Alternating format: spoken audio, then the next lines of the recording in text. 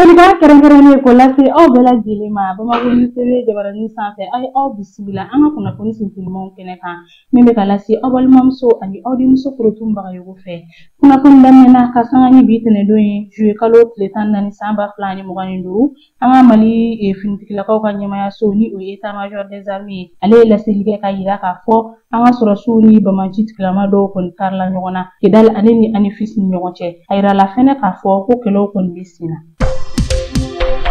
Halisa an bɛ to ni Mali kunnafoniyaw ye a yirala k'a fɔ Aminata Traoré ale kɔni su yera tile 4 kɔfɛ ni ale yɛrɛ bugunatigɛra a somɔgɔw fɛ sibiridon juillet kalo tile 12 san 2025 ni kunnafoniya ninnu kɔni sɔrɔla ni kunnafoni di sira dɔ ale ka laseli ye u ko min ma journal kojugu kɛlɛba ale kɔni y'a yira k'a fɔ ko ni ma kofɔlen n'ale kɔni tun tununa kabini juillet kalo tile 8 san 2025 ni a yɛrɛ filili ye 3e pomba o kɔnɔna na ale su yera bozow ka munikɛlaw fɛ Moribabugu bada la ka kɛ ni jɛɲɔgɔnya ɲini ye tile caman kɔfɛ a yirala k'a fɔ k'ale kɔni su o kɔni yera.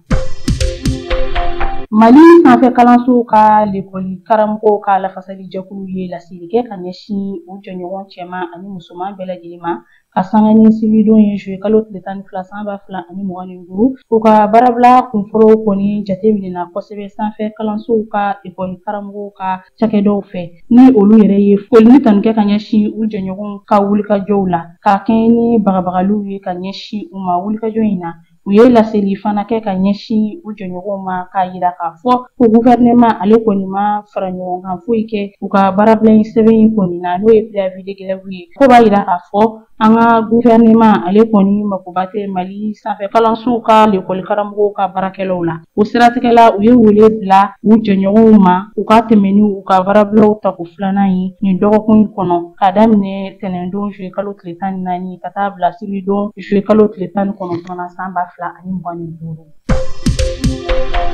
ka daminɛ tɛnɛndon juillet kalo tile 14 ka taa bila juillet kalo tile 19 san 2025 minisiriso min ka baara ɲɛsinnen don taa ni ka segin o kuɲɛw ma an ka jamana kɔnɔ ka kɛɲɛ ni u ni agence nationale de sécurité routière ANASER maaw ka jɛɲɔgɔnya baaraw ye olu kɔni ye lajɛba dɔ kɛnɛ sigi ni nin ye o tako 21 ye n'o bɛ tali kɛ dɔgɔkun kɛrɛnkɛrɛnnen sigili la an ka jamana kɔnɔ sirabakan lakanaw binankun kan an ka jamana fantan ani 4 bɛɛ lajɛlen fɛ ko nin dɔgɔkun kɛnɛ in sigili an ka jamana kɔnɔ k'a kun tɛ dɔwɛrɛ ka se ka ladilikan o di bolimafɛntigiw ma ka se ka dɔ bɔ u ka bolimafɛnw bolili la yaasa caman u na bɔ sirabakan kasaraw la.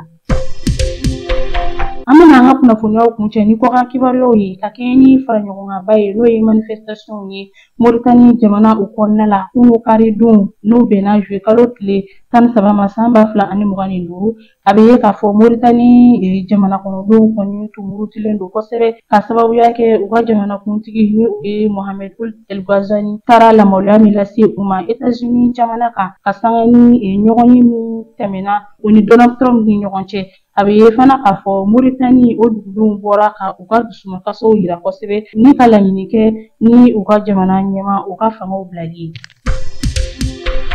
Denkaw fɛ yen nɔ ale jamanakuntigi kɔrɔ ni o ye Mahamadu Buhari ye ale kɔni fatura ka bɛn ni kunun karidon ye juillet kalo tile 13 san 2025 u ka dɔgɔtɔrɔso dɔ la u ko min ma lɔndɔniyɛ o kɔnɔna la k'a si to san 82 la laseli in kɛra Nigeriya jamana ɲɛmaaw fɛ u ka bɔlɔlɔsira dɔ kan ni o ye X ni de bɛ dan sigi bi an ka kunnafoni sentelimaw la aw ni ce aw ka kulomajɔ ani aw ka ɲɛbadali la aw k'an bɛn don na nataw la.